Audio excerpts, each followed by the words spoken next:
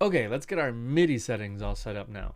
So what I have is a MIDI keyboard. Mine is a Rolly C board. It looks like this. This is the small Rolly C board, but any MIDI controller will do.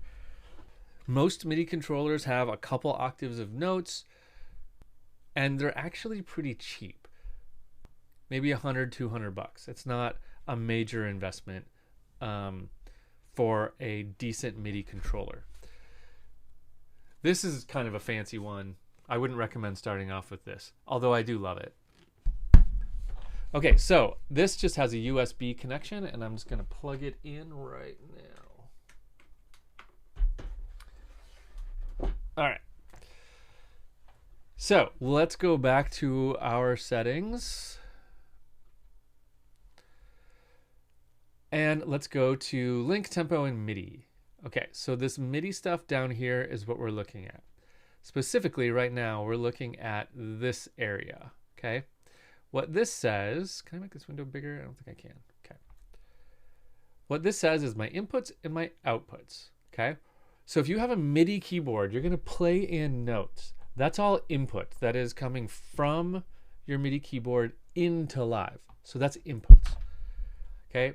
Outputs would be live going back to our MIDI keyboard. Now, in most cases, there's not a need for that. Most MIDI keyboards can't receive information from live. Some can, and that can give you some cool features. But if we just want to play in notes, we generally don't have to worry about the output, okay?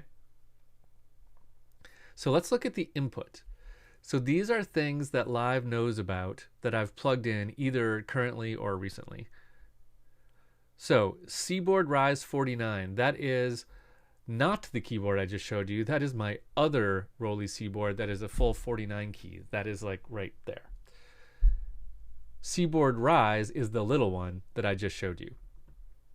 So I have two of these fancy keyboards because I'm a dork. Sorry. USB MIDI interface, that is my, I think that's my universal audio that can also route MIDI if it needs to. Fishman Triple Play, this is a MIDI guitar actually that I have plugged in. And then my Ableton Push 3 that I have plugged in. And there's two different settings for both of those. Let's not worry about that for now. So first thing you need is your keyboard to show up in this list. If it does show up, that's great. If it doesn't show up, read the manual and see if you need to install any drivers. A lot of keyboards, Ableton already knows about them, and so you don't need to install anything extra, but sometimes you do.